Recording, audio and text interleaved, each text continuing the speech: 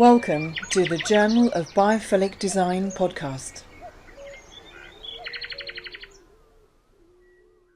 Well, many thanks for joining us on the Journal of Biophilic Design today. Julian Treasure is known to many of our listeners as one of the leading names in TED Talks, with over 150 million views over 5 of his TED Talks, as well as delivering the number 6 TED Talk of all time. He's a world expert on sound, and we're really thrilled to have him here again. We did speak, I think it was in 2021, when it was about your first book, How to Be Heard, Secrets of for powerful speaking and listening.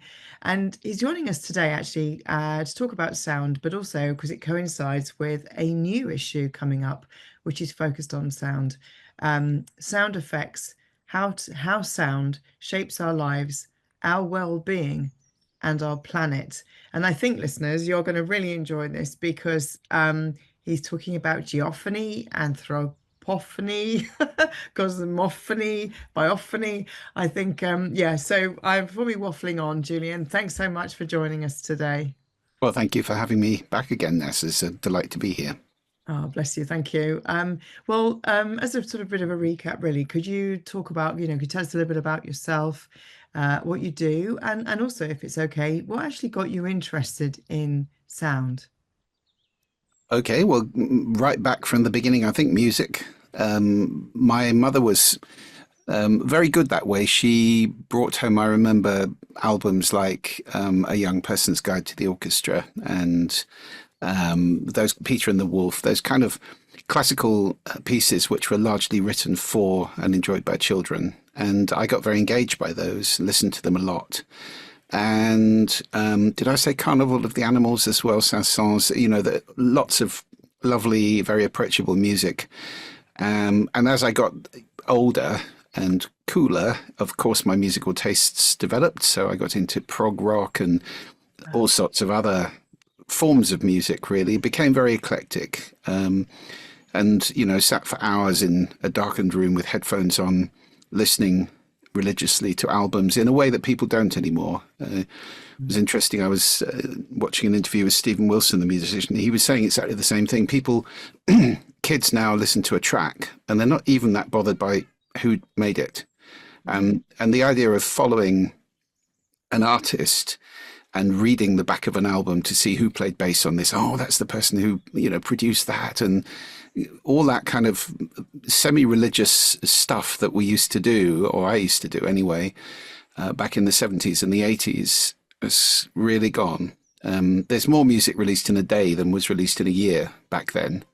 So it's almost impossible to keep up with what's going on. But for me, that was the beginning. And then I took up drumming and became a musician and played in bands and for a while professionally, ran a small recording studio for a while, got very involved in music and the production of music, and the technology of that, until I got very broke doing that, which a lot of people do, unless you're very lucky.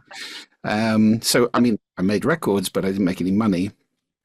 And eventually forged a career for myself in marketing. But I'd awoken my listening. Musicians listen to the world in a slightly different way to non-musicians, I think, because if you're playing in a band or an orchestra, you have to develop a multi-track listening. You're listening to all the other instruments at the same time, being conscious of them, whilst doing something quite complicated physically yourself, whatever instrument it is you're playing. It takes attention. And particularly if you're, in the classical field, you're reading dots as well, the code of music on a piece of paper. So your brain is doing a huge amount at that time. And you develop this conscious listening, which is essential. If you don't have that going on, then you're not going to play very well. You're not going to be a good part of an orchestra or a band. So I had that. And as I went through my career in marketing, originally it was magazine production. So I formed a company which published customer magazines for big brands like Apple, Orange, lots of fruit, Lexus, lovely magazines that were distributed to their customers. It's called branded content now. I'm not a big fan of the C word, but there we go. And that's what we did. But I was very conscious talking to these big brands about how visual They were. They never thought about how they sounded, hardly at all. Some of them might have had a bit of music they used from time to time, or a sonic logo even, perhaps. Not many have got that even now. But the vast majority of their attention was spent on how they look. And that's still the case in the world today. The world is immensely ocular. So I was conscious of that. And when I sold that magazine company in, I think, 2002, I started another company called The Sound Agency, which I ran for 20 years. And that was an audio branding company. So it was helping to do that. It was asking the question, how does your brand sound? And helping companies to answer that. So that was very much diving into the conscious application of sound, of designing sound that was appropriate, whether it be a sonic logo or actually what became our speciality was designing soundscapes in physical spaces like shopping malls and offices and other places, not music. Music is the most misapplied sound in the world. You know, it's treated as a veneer a great deal now. And there are a lot of people who don't particularly like having music forced into their ears when they're doing something else without having a chance to choose it. So, no, we did a lot of removing mindless, inappropriate music played through terrible sound systems and replacing it with something more subtle, sophisticated, intelligent, really, which was normally things like ambient soundscapes that very much featured biophilia. So the sounds of nature were very important, and there are a lot of reasons for that, because wind, water, and birds have been around for a lot longer than we have. We evolved to those. You know, we've had 200,000-300,000 years of Homo sapiens developing with those sounds around us, and probably 3 million years before that of our predecessors, you know, having exactly the same sonic environment: wind, water, birds, other animals perhaps, and the odd, you know, loud sound, so that, you know, thunder, volcanic eruption, whatever it might be. So those sounds are kind of genetically ingrained in us, in our psyche, in the deepest layers of our being, and most people find them very comfortable. I'm talking about the gentler varieties, you know, not a pounding waterfall or, you know, huge waves or the cawing of lots of corvids, not covids, corvids. You know, those are not particularly nice sounds. So we are talking about the more pleasant varieties. Most people find birdsong soothing because we know that when the birds are singing, normally things are okay. It's, you know, if something bad is going to happen, quite often everything falls silent. And, you know, birds have got early warning signals, which I cover in the book very much, infrasound largely, that they're sensitive to and we're not. So they can tell when a tsunami is coming or an earthquake is coming or whatever it might be, and they fall silent. So, you know, that's an uncomfortable thing when silence suddenly descends. You know that that's a warning signal potentially. But birdsong, gentle water, the sound of purity, cleanliness, wealth, and you know, we're more than 50% water anyway. So, you know, water is very, very important. The sound of life, especially if you're in a hot, dry place. The sound of wealth, if you're in a hot, dry place. Fountains are not so much there to look at as to listen to, because they say, I'm wealthy enough to be spraying this water around the place just for, you know, visual effect. So those kind of sounds we used a lot in the sound agency. And when I closed the sound agency last year and I moved on to focus on the communication skills of speaking and listening, because I'd realized over the years that the reason most organizations don't sound good is because they're full of people who aren't listening. Interesting. And, you know, generally, I mean, this is a major, major crisis, and this is what's brought the book about, really. I talk about the book Sound Effects as a plea to listen in a world that's forgotten how. We've really lost contact with this crucial sense, our primary warning sense, because you can hear what's behind you and you can hear in the dark. You can't see what's behind you. You can't see in the dark. So hearing is always on, even when you sleep. And yet we're so numb now because the world has become increasingly noisy, especially in the last 200 years since the Industrial Revolution. And in that same period, reading has become democratized. I mean, for a long period, even though writing was only invented 5,000 years ago, I mean, it's a tiny proportion of human development. Before that, all our knowledge was handed down orally. You sat at the feet of your teacher, and if you missed it, you missed it. There's nothing to check. There's nothing written down. There's no way of writing it down. So that's how humanity developed for the longest time. Now, writing has become instrumental in accelerating that development massively, because you can record things permanently and publish them and get them out to lots of people. And it's caused all sorts of enormous developments in human history, social developments and scientific developments. However, it's recent. And until only about 200 years ago, it was the province of the elite. Not that many people could read in the general population. But since about 200 years ago, it's come up on the rails and overtaken speaking and listening. We teach our children how to read and write. We do not teach our children how to speak, or even less how to listen. And just think how much more effective education would be if we started by teaching our children how to listen well. But most people don't even know that listening is a skill. They confuse it with hearing, which is a capability. So most people think that, I just listen. That's what I do. I speak. That's the voice I've been given. No. Both of these two things are skills that you can develop, master, train, and really change your outcomes in life enormously, because powerful speaking moves mountains, and conscious listening is the foundation of understanding, relationships, learning, leadership, influence, sales, and most of all, a relationship with nature, which we've lost. Because if you're listening, and tragically, more than half of humanity now lives in cities, and it's going to be 60 or 70% before too long, and they don't ever hear wind, water, and birds. Unless it's raining, perhaps. I remember many times standing in New York looking up at a walk, don't walk sign, and there's a little bird shouting its head off on top of the sign. No chance of being heard over the traffic noise. You just don't hear these really important primal sounds anymore.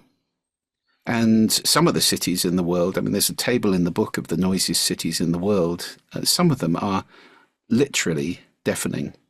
We're talking about average noise levels of over 100 decibels in the streets of these cities, mainly in the Far East. But, New York, London, they're also quite noisy. And cities get noisier every year because more and more people live in them. The density goes up. We've got more cars in the world, billions of cars now. Electrical, mechanical noise surrounds us everywhere. There's virtually nowhere in the planet that's not overflown by aircraft. So it's very hard now to get pristine biophilic sound. And yet that connection is so important. There's a lovely interview in the book with David Rothenberg. I don't know if you've come across David. He's a professor, an author of many books, Why Birds Sing, Bug Music, Thousand Mile, what's it called? Thousand Mile Music, I think, or something like that, which is all about whale song. And he's also a jazz musician who has played his clarinet with all these creatures. So he's done a lot of playing his clarinet with nightingales or whales. And he's got sort of hands-on experience of the song. We're not the only creatures that make song, of course, but he's got hands-on experience of interrelating with creatures in that way. And he says one of the most important reasons to listen to nature is to reforge that connection, to get our respect back for the species around us, and to reconnect ourselves with nature as part of it, not above it, not its exploiter, not something separate from it, but very much part of it. We need our ears to do that. So I guess the message of the book is that there are a lot of great reasons to listen, most of which I've just mentioned, and we can go into any of those you like. Mm. And one of the most important reasons to listen is because sound is wonderful and amazing. And most people aren't scratching the surface of that wonder and amazement. It's a whole world that we can get into and explore. And, we can certainly talk about some of the most miraculous and amazing sounds that exist in nature, which are, the book is a tour through those things. You mentioned biophilia. Yeah, absolutely. The sounds of every living thing from cells. Mm. Cells make sound and listen, Oh, really? right up to the biggest animals in the world, blue whales, elephants, and so forth. Elephants listen with their feet. Did you know that? Oh, really? Yep. Okay. And they That's very splay them out on the ground, and they can sense subsonic vibrations which move through, strata like the ground a long way. They use low frequency sound, which is very penetrative. So they can hear other elephants from many kilometers away that way. They have that sensitivity in their feet. And blue whales, there's a recording on the books. One of the nice things about this book is there's a website, so you can read the book and there are references like, you'll see a little number, go to the book's website and you can hear the sound while Oh, you're wow. reading. And there's a recording of blue whale sound, which I find it just is spine chilling. We can't hear all of it because much of it is below human hearing. They're infrasonic. But these low frequency sounds that whales make used to be able to travel in some, base layers of the oceans, literally thousands of kilometers. They could communicate virtually across an entire ocean. Sound travels 6 times faster in water than it does in air, and Okay. it goes a lot further as well. Now, not so much, because there are tens of thousands of ship movements at any one time, with the cavitation of ships' propellers creating an auditory fog, which is deafening the cetaceans. So their range of communication has reduced dramatically. I mean, I'd be surprised if they can communicate over more than 100 kilometers, maybe less than that. And particularly if they're around something like the kind of explosive things that we do when we're prospecting for oil or gas. They're firing compressed air cannons, which are incredibly loud, and they'll be doing that for days and days and days, which reveal the structure under the seabed very well to them, but they deafen anything within range. So, we are making so much noise that's having a dramatic and terrible effect on the creatures around us.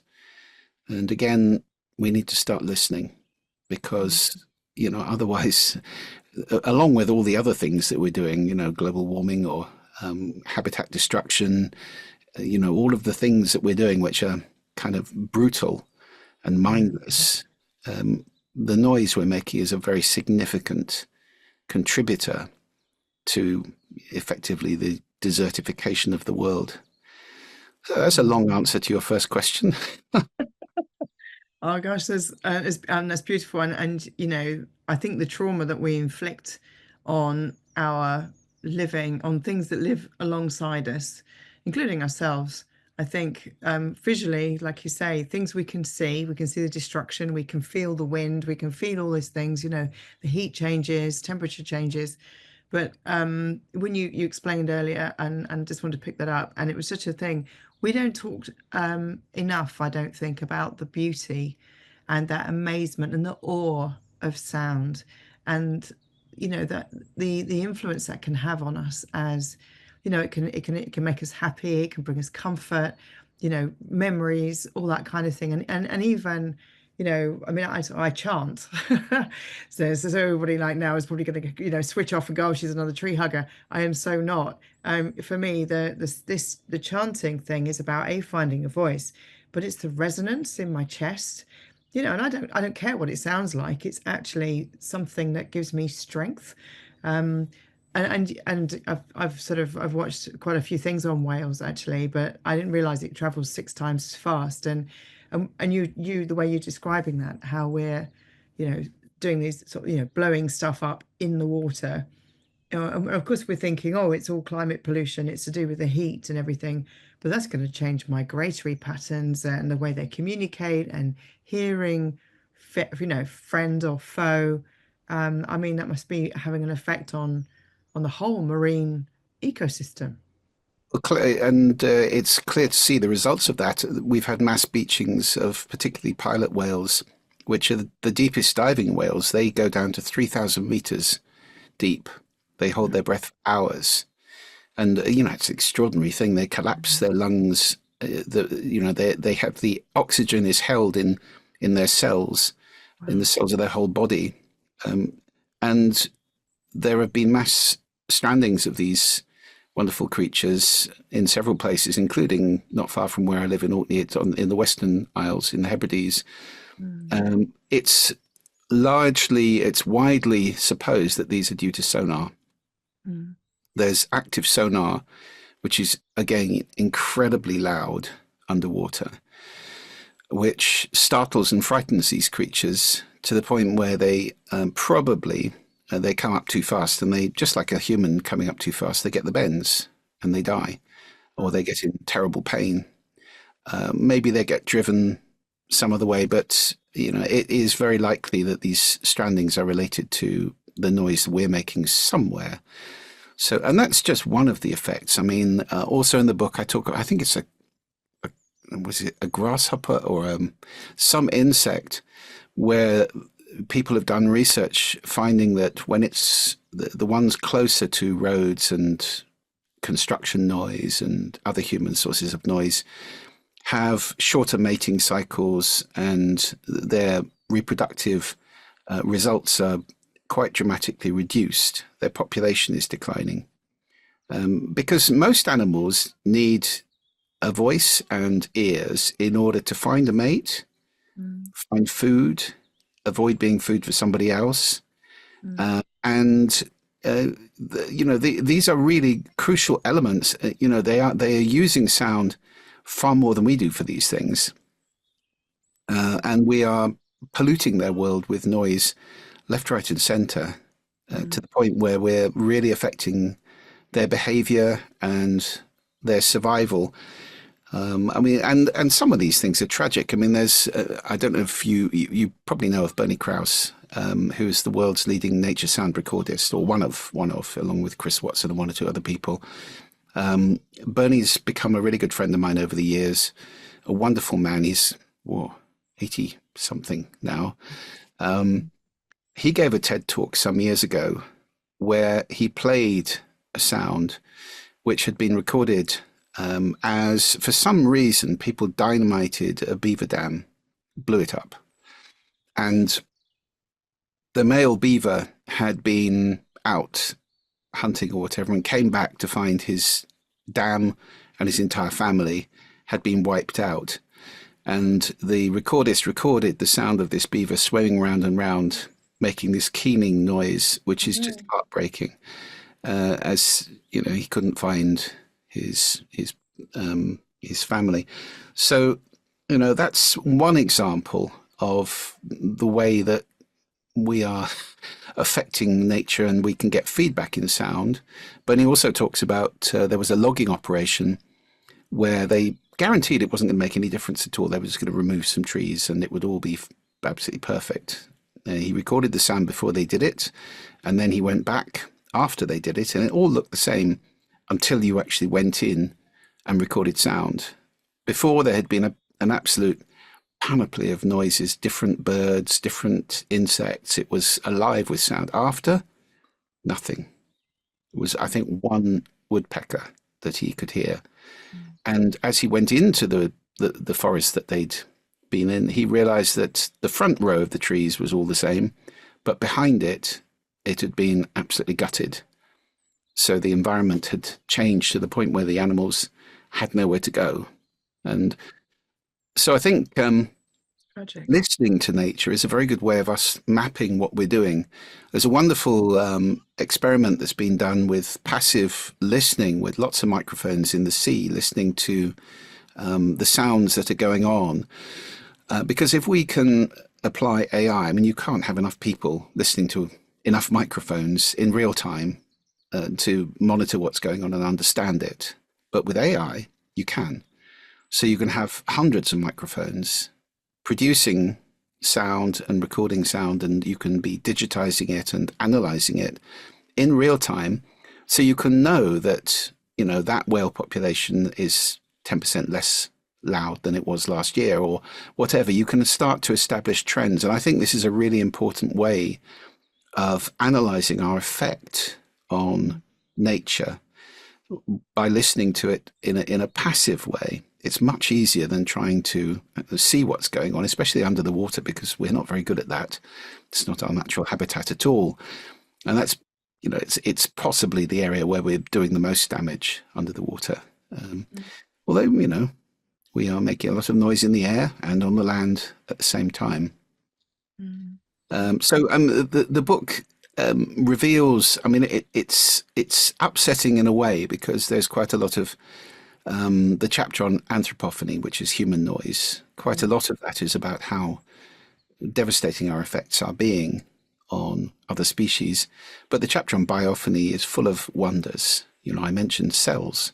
Yeah. And there's experiments showing that cells respond to sound. There was one experiment where they found that yeast cells grew much faster when certain frequencies were played to them. And again, we're more than 60% water. Water transmits sound very, very well indeed. So it would be surprising if our cells weren't in some way affected by the sound around us. There's very little research on this at the moment. It's called sonocytology, I think, the study of the sound of cells and the way the cells react to sound. But there was another study where they found that playing a certain frequency to brewers' yeast cells changed the nature of the cells and made beer taste more lemony. So, there's a lot of research we need to do at the micro level, because everything's vibrating, of course. Cells are vibrating. And the atoms that make up the cells are all vibrating. And if you go right down to, string theory, the theory is that the very, very smallest things that we can possibly imagine that we can't see it yet are vibrating strings. So you're kind of like an orchestra where everything's vibrating. And, I think that it's quite interesting to reflect on the hypothesis, which a lot of people have got and have had over thousands of years, that health is in some way related to harmony. You can go back to Pythagoras and the ancient Greeks, where music was part of science. They believed that there was harmony in the universe, and that music was a kind of expression of that harmony in some way, and that's why it gave us pleasure. And that was part of education right through to the Middle Ages, we needed to understand harmony and music in order to understand physics and the universe around us, the world around us. So, we've divorced those things, but I have a sneaking feeling. I'm, as you say, one's got to be careful of not being castigated or cast aside as a woo-woo merchant. But, a lot of the drugs that we use now, the medicines that we use now, are derived from traditional herbal remedies, for which a lot of people were burned at the stake or, killed over the years for being witches or, whatever it was. But these herbal remedies have been used for thousands of years. And now we've found that, yes, in that leaf there is this chemical, and now we extract it and make a pill out of it. I have a sneaking feeling that the same may apply to sound. There are a lot of people who do sound healing. Chanting is, undeniably very good for you. I talk in the book about playing any musical instrument is good for you. Yeah. Musicians have bigger brains than non-musicians. I'm taking that one. Callosum. Yeah, the corpus callosum, which connects the two sides of the brain, is significantly larger. As Oliver said in his book, any scientist dissecting a brain would be able to tell the brain of a musician from the brain of a non-musician.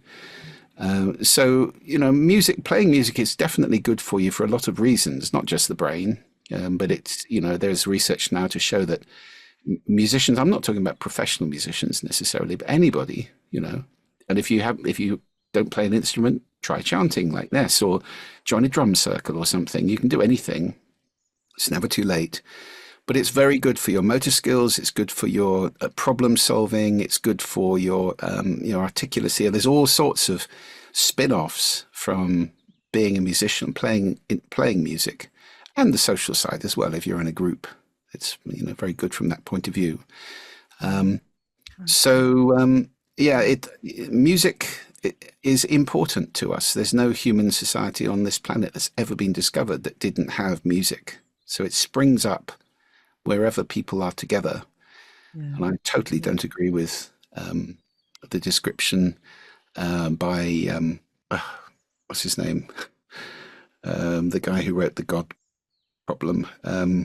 Oh, To me, I've gone. by music auditory cheesecake, which I think is very offensive. And music is essential. It's part of being human, and there's a reason for that. And actually, there's an interview in the book talking about chant. There's an interview in the book with David Hikes, who is a master of overtone chanting, Tuvan style overtone chanting, singing two notes at the same time. And I did a workshop with him some years ago, which was an incredible experience. I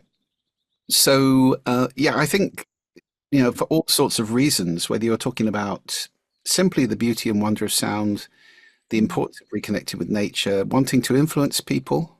Yeah. How can a leader lead if they don't listen to the people they're leading and understand what makes them tick and what their challenges are?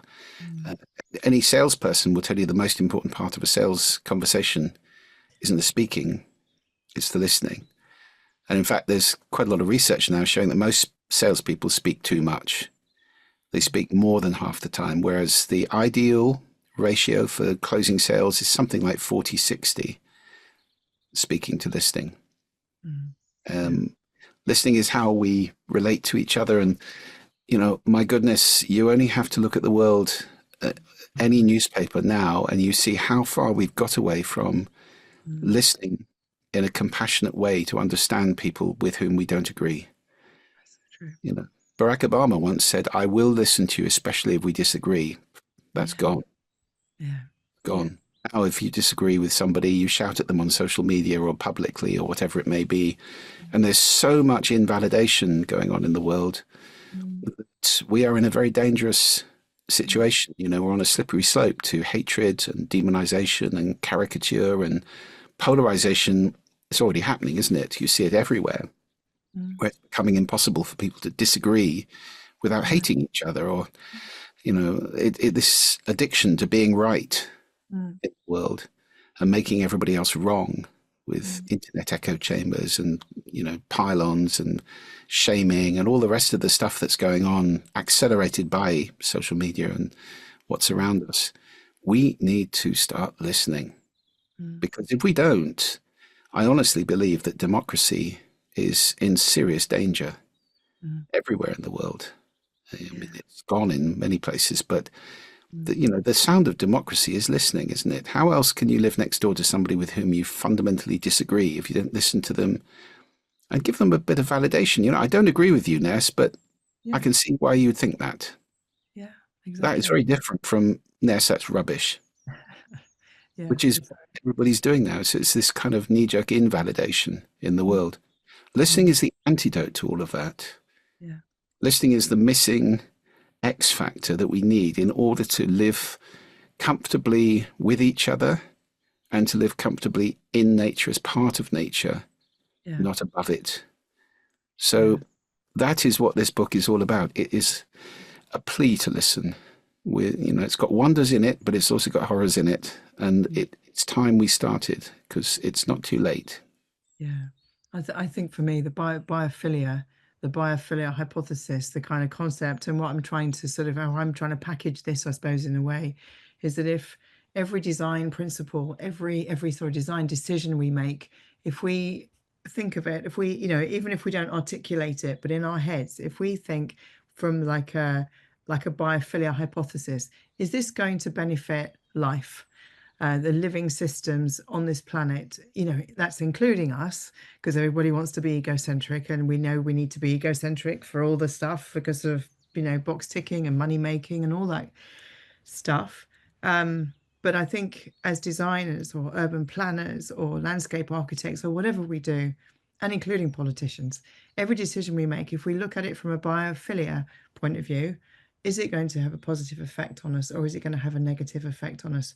And then we make that decision accordingly. And it might not be the most profitable response or profitable result straight away, but long term it will be, because like you've just explained there, that just if we just focus even on just this, just sound, even I'm saying even just sound, but it's like it's the biggest thing, and we've forgotten how to listen, we've forgotten how to stop and hear. And I was just thinking, when you're on holiday and you're sitting by the sea or you're up in the mountain and you're away from all those sound distractions, and you focus on birdsong, or you chat with your friends or whoever you're with, or even on yourself, you just start focusing on the moments of beauty, Mm. auditive moments of beauty. Yes, it's part of. I mean, if you ask anybody, I know Evan Benway at Mood Sonic does this when he opens the conversation to try and sell somebody the lovely biophilic sound that they're putting in offices. He Right. said, "Close your eyes, think of somewhere wonderful. Yeah. Now, where are you? Mm. You're almost certainly not indoors." Yeah. And we spend 93% of our lives indoors now in the Western world, which means that we're, hermetically sealed away from all of those nature sounds. So the Yeah. good news is that you can use recorded, or in the case of Mood Sonic, it's generative, it's not recorded, but you can go onto YouTube if you just want to do this at home, or a wonderful website, My Noise, which is run by a lovely man called Stéphane Pigeon in France, which has got thousands of beautiful samples of nature sound. You can use recorded sound, and it's good for you. And the research shows categorically that nature sound is good for you. It's de-stressing. It reduces cortisol, noradrenaline, the kind of stress, fight, flight hormones that we are so ready to have flooding our body with sudden noises or just unpleasant sound around us. Any sound that's not pleasing, we would start to interpret as some sort of threat. So noisy offices, for example, are stressful for people. And you have millions of people sitting in open plan offices where the noise level is high, even in classrooms where there's a piece of German research that found the average noise level in German classrooms is 65 decibels. Well, that is the level at which long-term exposure increases your risk of heart attack. So teachers may well be shortening their lives by working in that environment day after day, having to shout. They're also losing their voices. There was a teacher who sued the British government years ago and won because she completely lost her voice because she was having to shout due to the terrible acoustics in the school that she was working in. And that's unfortunately not atypical. That's very typical. Like that, I think my fourth TED Talk was a plea to architects to start designing with their ears, which they don't. So, a lot of the spaces in which we live, work, learn, heal, play are not fit for purpose. They're too noisy. I don't know if you've had ever had to go to a children's birthday party in a soft play, but that's the kind of experience which just reminds you that we don't think about this at all. You are talking, I mean, it's so deafening.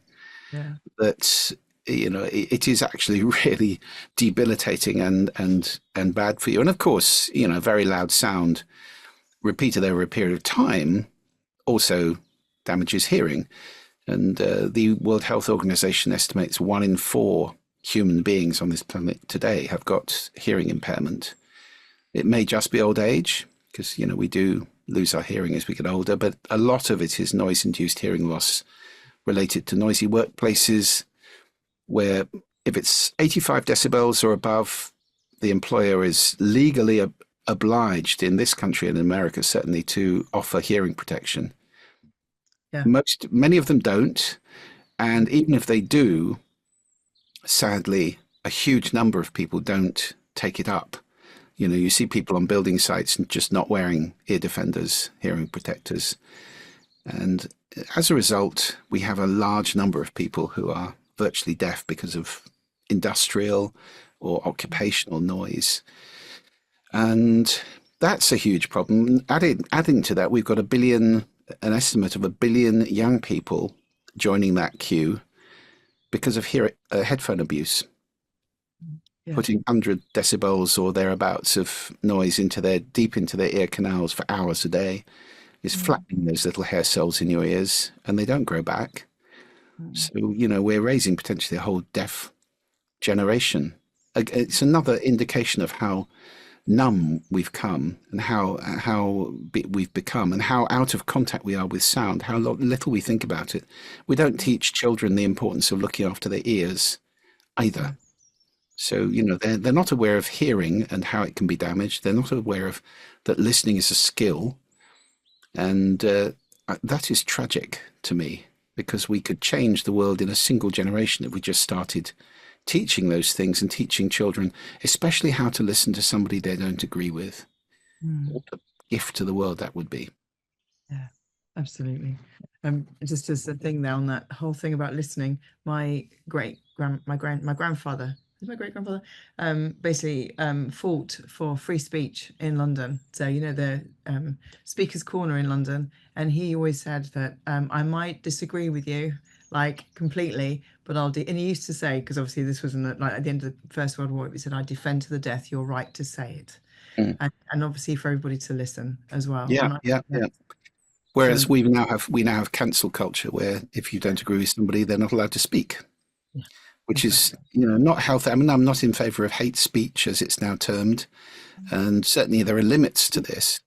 But That's somewhere. just cancelling people because you don't agree with them, that's not okay. Mm, And we need to be listening to people to, this whole kind of the meme of people going onto the internet. There. I told you I was right. Thousands of people agree with me. Yeah, well, there are millions who don't, but you're not asking them.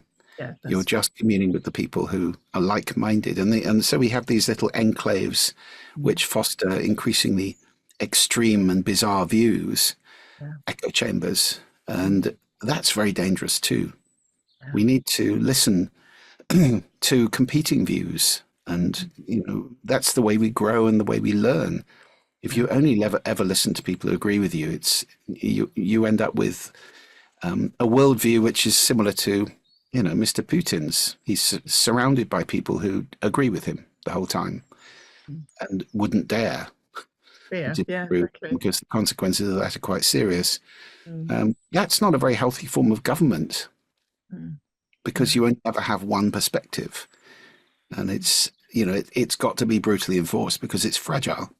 mm, yeah, yeah, exactly. I was sort of I'm conscious of your time, but I did want to ask you about healthcare. There's lots of things I wanted to ask you, and but one thing about healthcare. From in the end, my mum ended up passing away in a respiratory ward, and it was so noisy. And again, that breaks my heart to think that they said she had hours to live. She lasted 5 days, and they didn't have a side room to put her in. She was in the NHS. It was an awful, god awful environment. I stayed with her the whole time as well, so not nice for me and for the whole thing that was going on. But also, um, how do you see healthcare facilities? How should they be designed? What are we doing wrong, and what should we be doing better? Well, noise levels in hospitals are a disaster. Yeah. There was a study by Johns Hopkins in America which found that noise levels were 12 times the World Health Organization recommended maximum by day, 12 times too loud. Not Crazy. 12% too loud, 12 times. Uh, and it's very hard to get well in an environment, and I think 8 times too high by night. It's very difficult to get well in an environment that stops you from sleeping. Mm, Now, there's a lot that can be done even without structural change. I mean, obviously, a lot of this is because hospitals are designed by architects who aren't thinking about sound at all. They're full of reflective surfaces for cleaning purposes. There are compromises we can make there. Ceilings, particularly, can help by being sound absorbing, and then very rarely are they used. So we can certainly install acoustic treatments to damp the whole thing down, but it's expensive and most health services and hospitals don't have a lot of money to spend on that kind of thing. So we can certainly take the edge off it with training. There was a very interesting study which found that training medical staff in a hospital to be quieter reduced noise levels by 20 decibels on average. That means it came down to a quarter as loud. Most people don't understand decibels. It's a logarithmic scale, which means if you go from 60 to 70 decibels, that's twice as loud, not just a little bit louder. 60 to 80, that's 4 times as loud. Every increase or reduction of 10 decibels is a doubling or halving of the perceived noise level.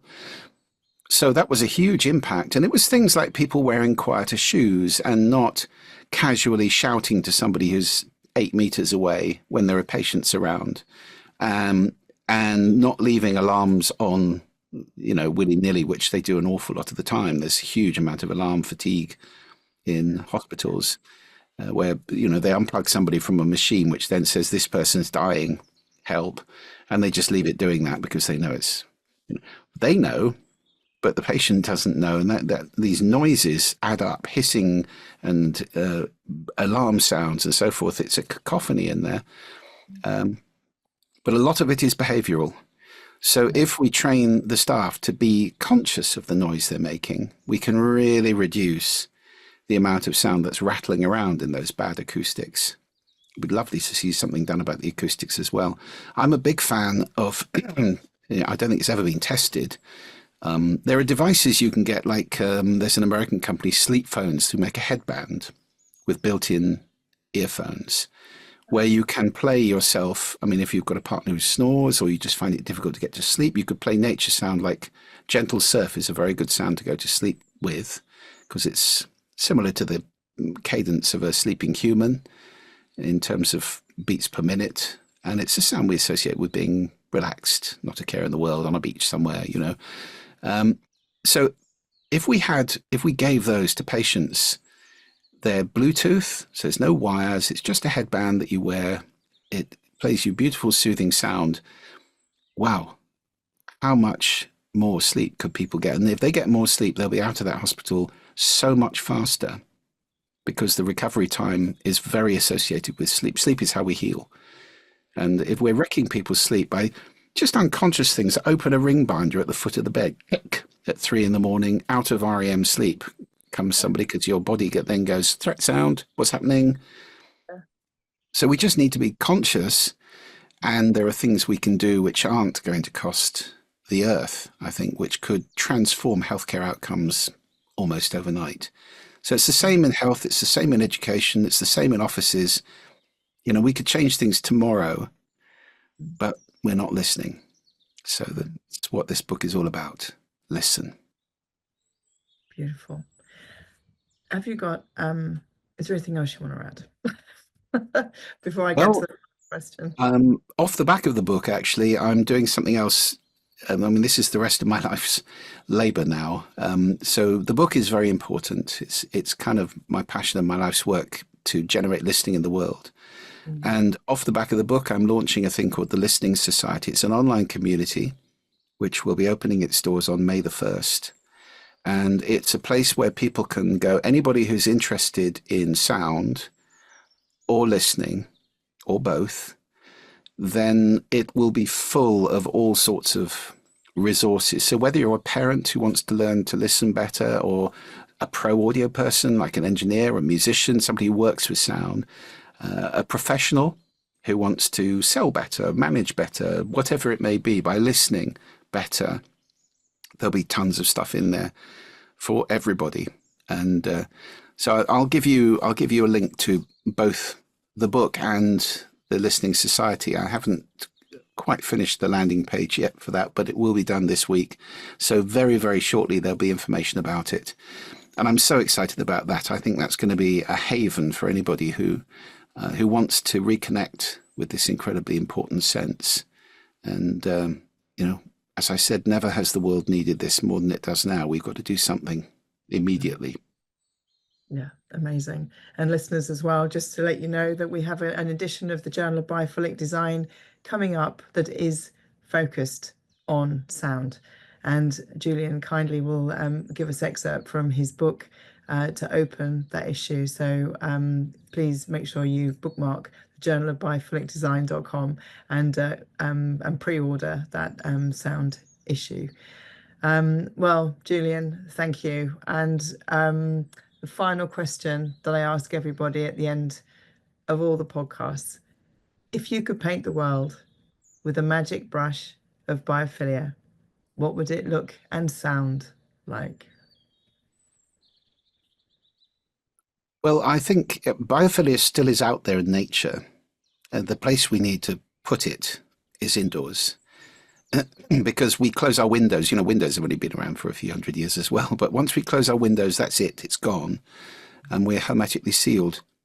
So I would love for everybody to be closing their eyes in every space they live in and asking themselves, what sound could I put in here? And it will be nature sound, almost certainly. What sound could I put in here that would be beautiful, make me happy, help me to be more productive, help me to be more healthy?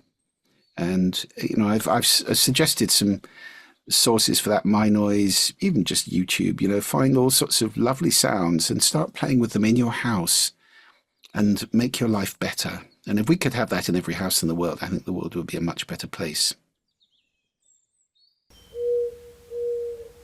Thank you for listening to the Journal of Biophilic Design podcast.